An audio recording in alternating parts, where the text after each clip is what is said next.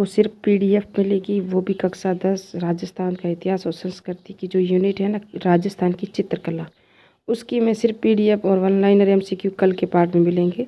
क्योंकि आज वीडियो मेरा है ना, मेरा फ़ोन सही नहीं है, उसकी एडिटिंग अच्छी नहीं हो रही है, आपको स्पष्ट दिखाई भी नहीं दे रहा होगा। तो मैं चाहती हूँ कि यहाँ से जो टॉपिक है ना, ये राजस्थान की चित्रकला एवं लोक कलाएँ 5वां अध्याय है, इसकी मैं आज आपको जो आपको परीक्षा की दृष्टि से वेरी इंपॉर्टेंट होंगे। क्योंकि मैं जहाँ वन लाइनर एमसीक्यू करवा रही हूँ, वो कहाँ से करवा रही हूँ वो बता रही हूँ। तो यहाँ से करेंगे। ये राजस्थान की चित्रकला एवं लोक कलाएँ अध्याय 5 है। इससे पहले वस्त्र आभूषण हमने करवा दिए हैं, और मैंने यहाँ पे लोक देवता और संत संप्रदाय वो भी यूनिट करवा ली हैं। और उससे पहले राजस्थान का इतिहास और सामान्य परिचय, सभ्यताएँ वगैरह सब मैंने आपको वन लाइनर एमसीक्यू के रूप में दे दिए। अब चित्रकला की जो आज मैं आपको सिर्फ पीडीएफ तो दूंगी, नेक्स्ट पार्ट में आपको वन लाइनर एमसीक्यू मिलेंगे।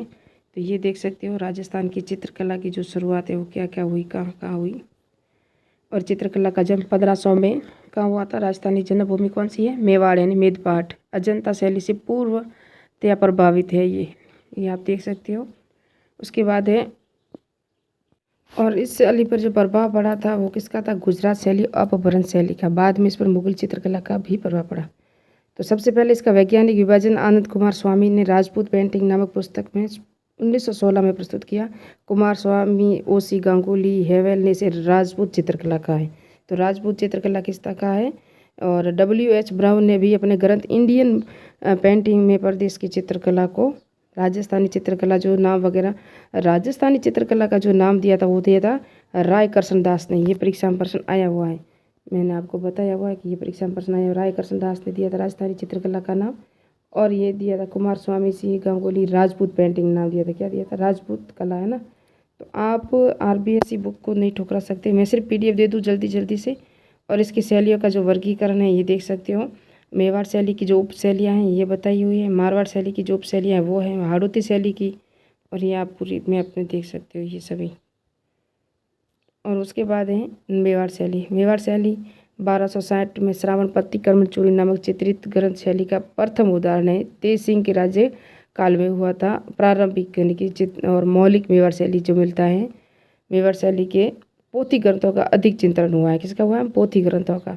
और यहाँ मैं इतना पढ़ाऊँगी नहीं, आप सब देख सकते हो। फिर है उदयपुर शैली, जो अमर सिंह प्रथम के शासनकाल में चावड़ शैली का अधिक विकास हुआ।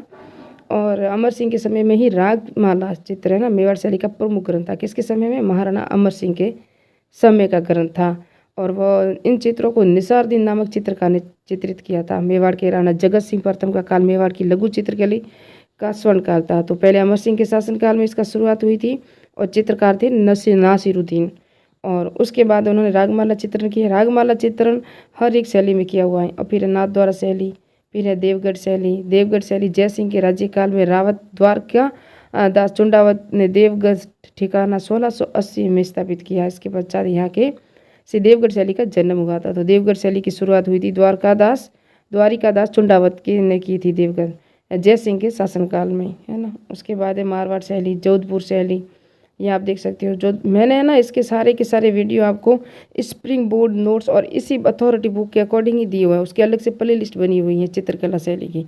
लेकिन आपको अगर अथॉरिटी पढ़ना है तो ये आपको, और पूरी बुक की सिर्फ पीडीएफ दूंगी मैं आपको, 5 मिनट में सारी पीडीएफ आपको दे दूंगी और आप पढ़ सकते हो पूरी की पूरी। या आप पूरी पीडीएफ देख सकते हो।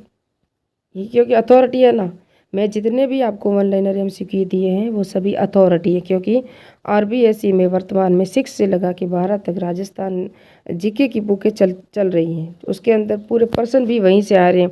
ये प्रश्न आया था आपको बताओ तो, बलवंत सिंह के समय में सालिम सिंह, जमनादास, छोटेलाल बक्सा, रामनंद लाल ने आदि कलाकारों ने जमकर पोथी चित्रों का, लघु चित्रों की पट्टे चित्रों का निर्माण किया था। तो ये सभी थी, ये सब देख सकते हो। प्रश्न परीक्षा में आया हुआ कि नहीं हुआ है, कई बार आप पूर्व एग्जाम के प्रश्न भी मैं आपको करवाऊंगी। चित्रकला शैली के करवाए हुए भी हैं और करवाऊंगी।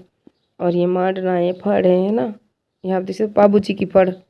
और पांदे किसके होते हैं, ये RBSC बुक में दिया हुआ है। गोडलिया किसे कहते हैं, क्या आप जानते हैं गोडलिया के बारे में। और मेहंदी, गोदना, और ये है कोठिया।